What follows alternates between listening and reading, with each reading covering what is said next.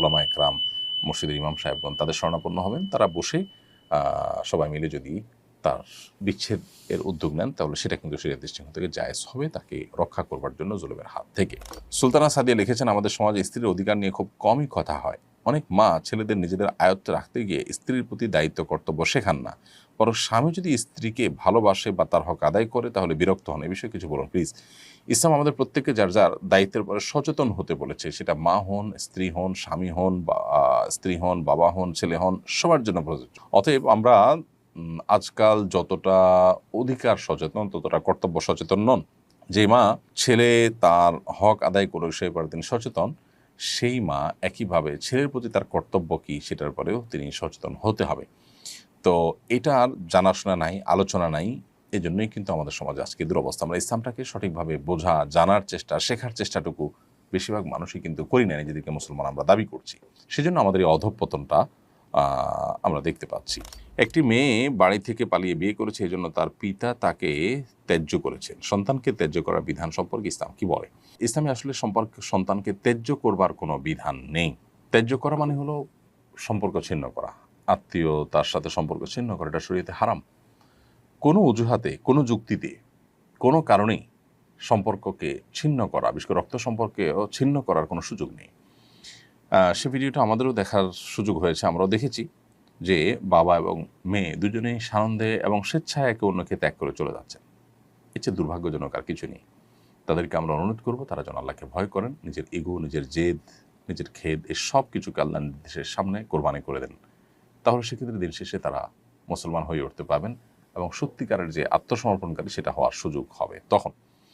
এই জন্য এই বিষয়টাতে আমাদের খুব বেশি মনোযোগ দেওয়া উচিত, আমরা যাতে কোনোভাবেই আল্লাহর বিধানের বাইরে গিয়ে নিজেদের ইগোকে প্রাধান্য না দিই। এবং এভাবে যদি ত্যায্য করেও শরীরের দৃষ্টিকোণ থেকে এটার কোনো ভ্যালু থাকবে না। এখন প্রশ্ন হলো, একটা মেয়ে খারাপ পথে চলে গেছে, একটা ছেলে খারাপ পথে চলে গেছে, তাকে শাসন করা যাবে না?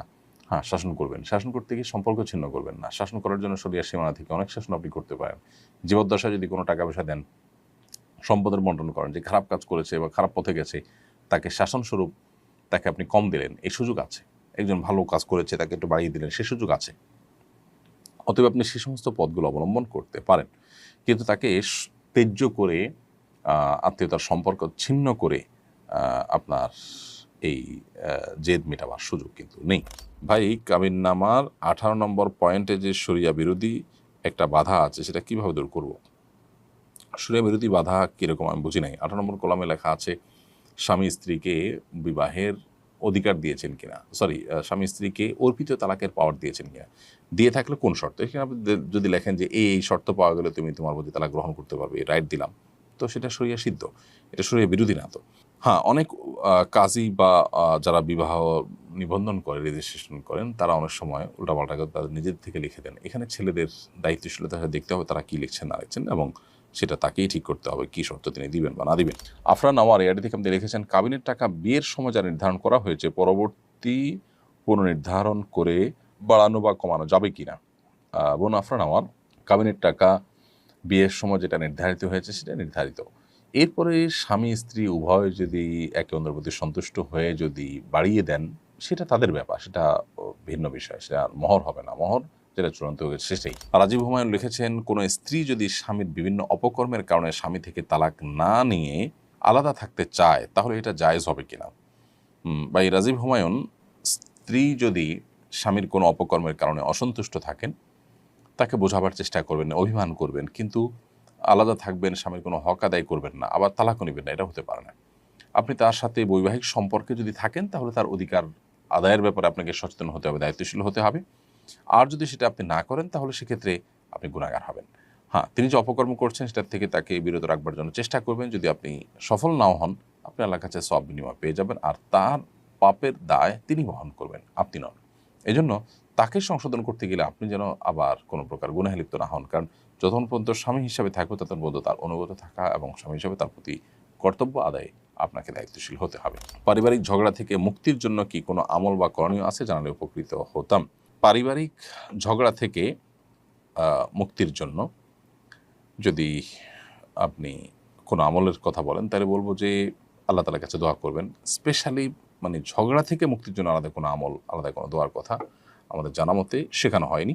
আপনি আল্লাহ তাআলার কাছে সাধারণভাবে যে দোয়া করে থাকেন সেটাই করবেন ইনশাআল্লাহ, যেন আল্লাহ তাআলা আপনাকে এ ধরনের পরিস্থিতিতে সবরের তৌফিক দান করেন এবং অনাকাঙ্ক্ষিত পরিবেশ থেকে আল্লাহ তাআলা যেন রক্ষা করেন। বাস এই দোয়াটা আপনি আল্লাহ তাআলার কাছে সাধারণভাবে করবেন। এর বাইরে আলাদা করে আসলে কোনো দোয়ার কথা কোরআন হাদিসে কোথাও বলা হয়েছে বলে আমার জানা নেই। আপনি শুধুমাত্র সেই সাধারণ যে দোয়া সেটাই যথারীতি আল্লাহ তাআলার কাছে নিবেদন করবেন। এশা ইসলাম লিখেছেন, পিরিয়ডের রক্ত শেষ হয়ে গেছে, রাতে রক্ত দেখলাম না, আবার সকালে দেখি, এরকম ক্ষেত্রে নামাজের বিধান কি? পিরিয়ডের যদি সময় শেষ হয়ে যেয়ে থাকে তাহলে সেক্ষেত্রে আপনি পরবর্তীতে রক্ত দেখলেও সেটা অসুস্থতা হিসেবে গণ্য হবে। আর যদি সময়ের মধ্যে এরকম হয় তাহলে সেটা তো অসুস্থ হিসেবে গণ্য হবে না, মাসিক হিসেবে গণ্য হবে। মেয়েদের কি নখে নেইল পলিশ লাগানো অবস্থায় ওযু সহিহ হয়? নেইল পলিশ লাগালে ওযু সহিহ হবে না, কারণ সেখানে আলাদা লেয়ার তৈরি হয়ে যায়।